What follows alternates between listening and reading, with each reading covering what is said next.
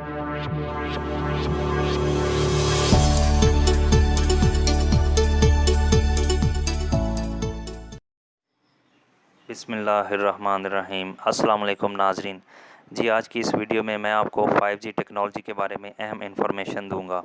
तो दोस्तों, 5G से मुराद है fifth generation of cellular network, जो कि एक तेज़ तरीन वायरलेस टेक्नोलॉजी है।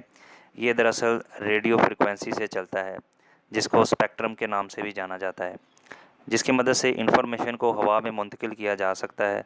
दुनिया में सबसे पहले साउथ कोरिया ने अप्रैल 2019 को इस टेक्नोलॉजी को अडॉप्ट किया, और ये अंदाज़ा लगाया जा रहा है कि 2025 तक दुनिया की 65% आबादी तक ये टेक्नोलॉजी पहुंच जाएगी।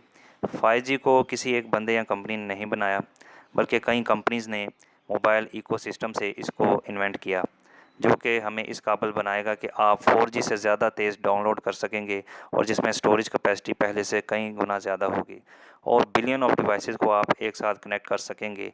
लेकिन ये सर्विस चंद इलाकों तक ही महदूद होगी। आजकल बुनियादी तौर पे iPhone 12 और 13 ही 5G को सपोर्ट करते हैं। पुराने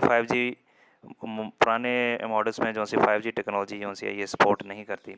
5G को इस तरीके से डिज़ाइन किया गया है कि आप कई किस्म की डिवाइसेस को कनेक्ट कर सकते हैं, बल्कि 4G टेक्नोलॉजी में ऐसा नहीं था। उसमें सिर्फ स्मार्टफोन्स को ही इस तक रसाई हासिल थी।